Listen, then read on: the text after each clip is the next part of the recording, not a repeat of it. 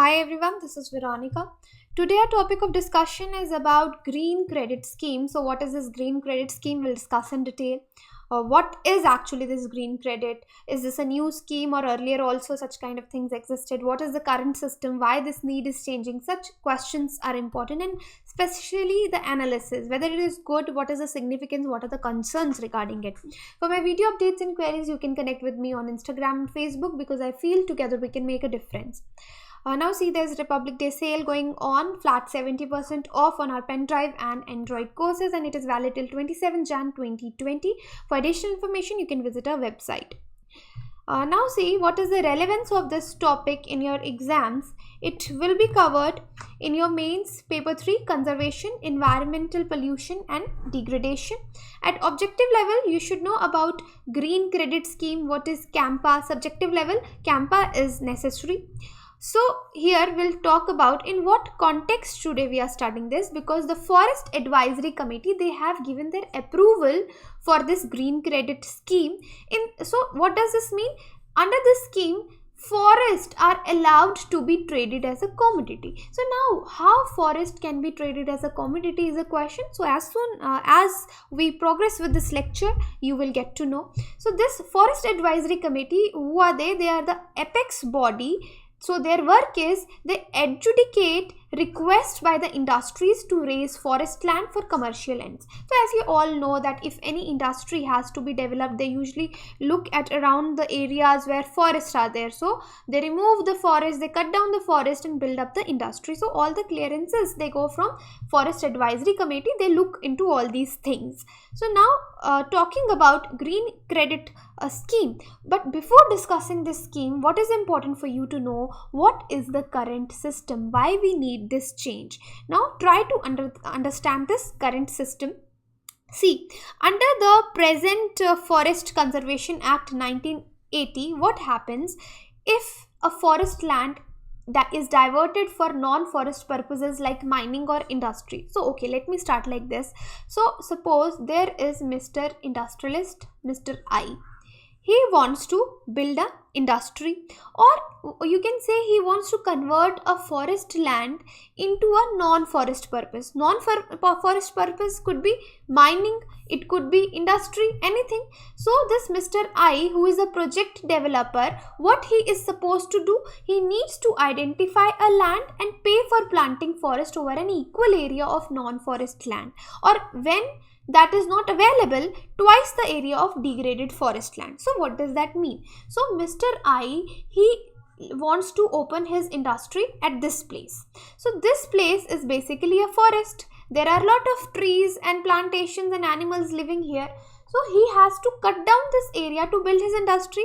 But if he wants to cut down this forest, deforest it, he needs to convert this land into for his non-forest purpose. For that he has to pay a compensation to the state government, or you can say to the forest department. So for that, what he has to do, when he will cut down this forest area, he has to pay forest department the current economic equivalent, that is net present value of the forest land. So whatever be the NPV, net present value, economical equivalent of this area, he has to pay to the state government or the forest department. That will go into your CAF, that is the compensation afforestation fund.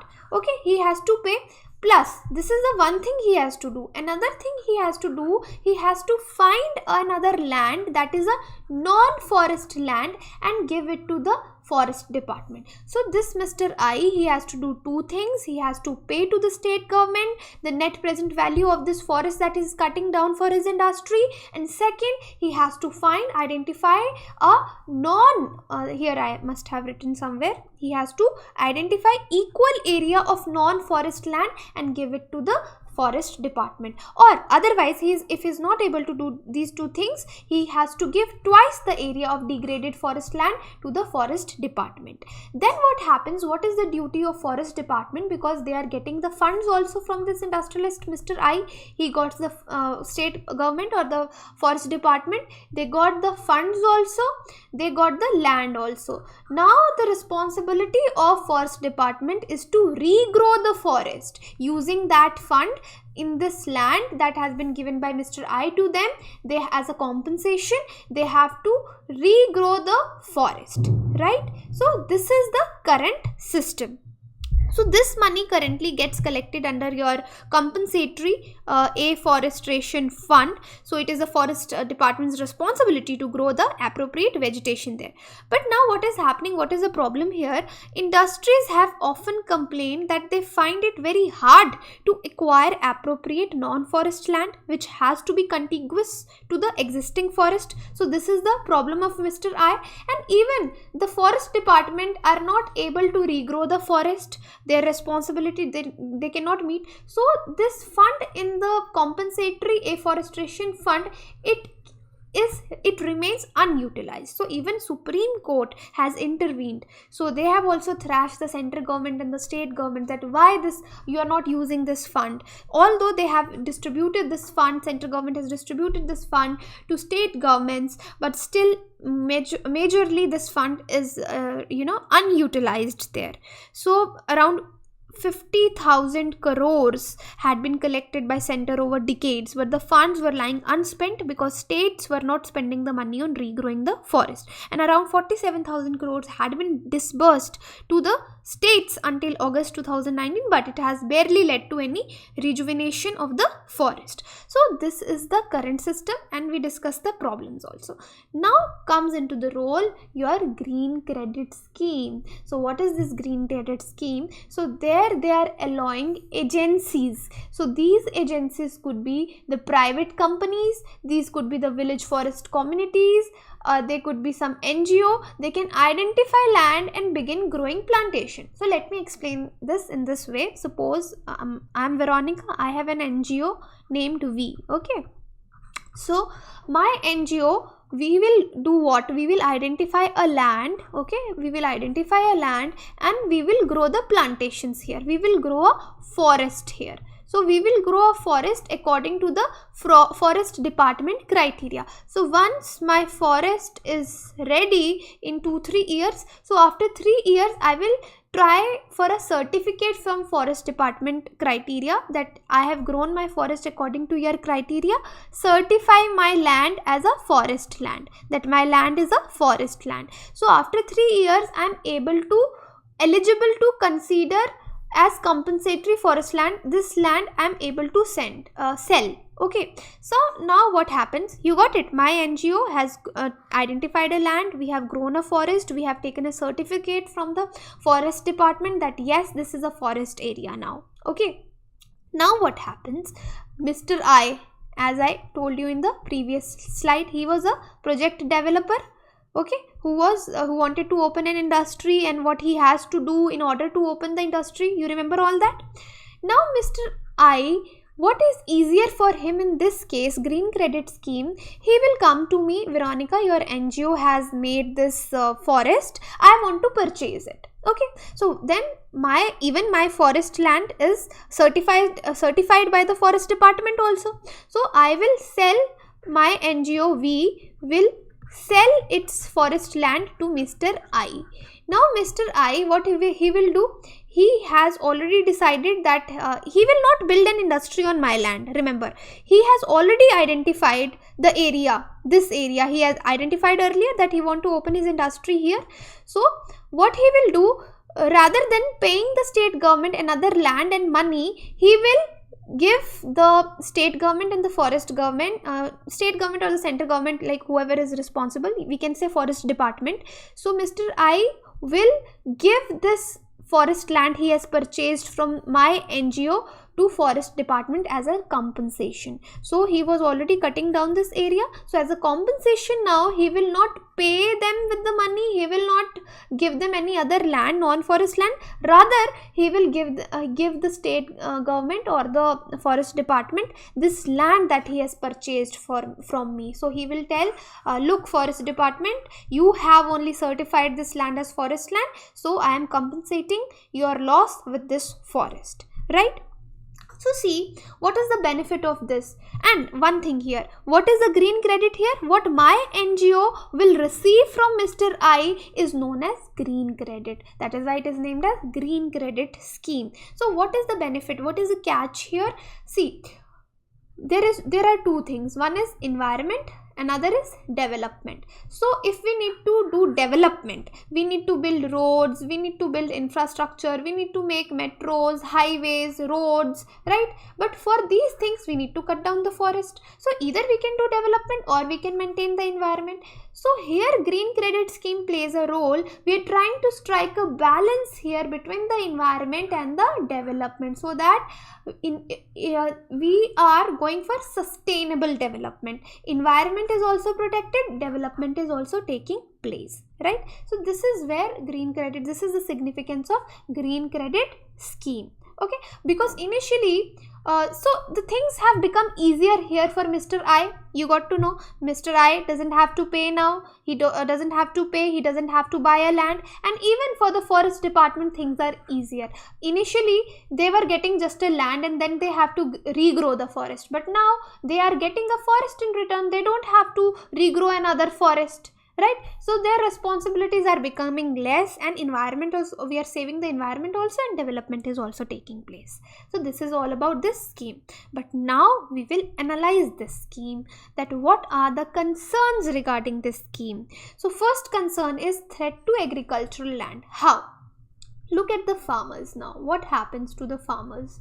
Farmers, what they do, they have a land, agricultural land, they are producing food.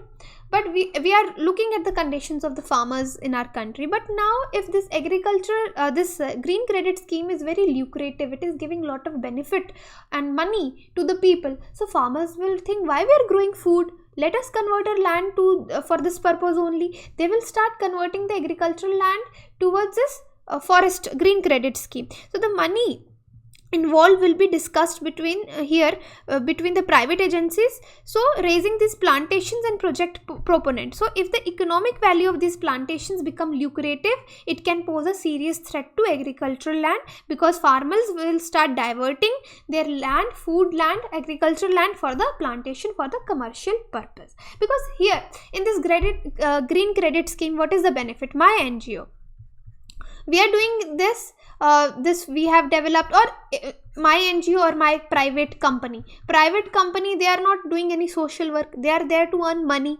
So what land, what kind of plants they are growing on this forest, that is very important, right? Because they are growing, because they are keeping two things in their mind. One, if industrialists come to them, that is beneficial to them. What if nobody comes to them? Why they are growing this forest? So they are growing only those plants which later they can cut down and sell as timber, so that they are not in any kind of loss. Even if nobody comes to buy this forest land from them, they will cut down the plants, they will grow only those plants which have commercial value. Okay, so there is a difference between a forest and a plantation and a commercial land. So this is more of a commercial purpose. That is the uncontrolled circulation of money will also be there, because in the scheme, this CA, compensatory afforestation money, can be exchanged between private agency and the project proponent also. So the circulation of money will be between the private companies only.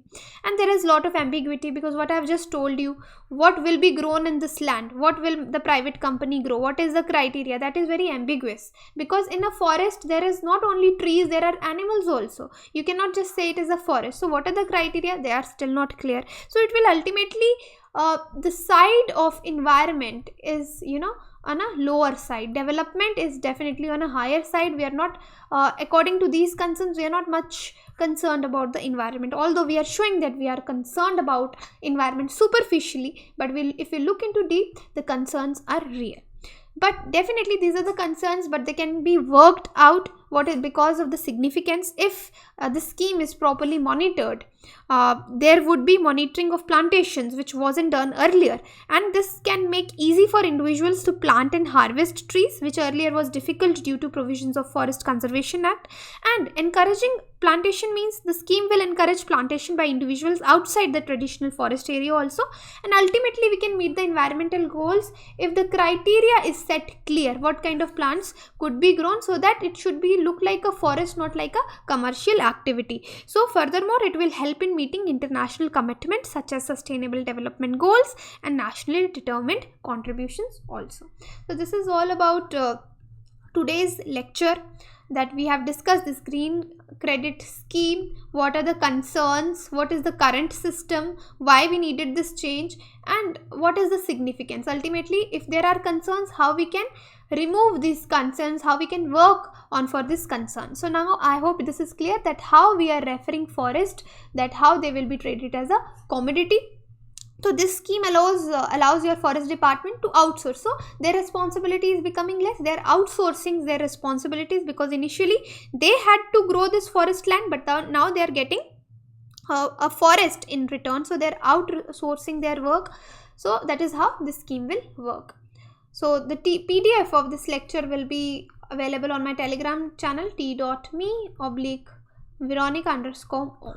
Thank you.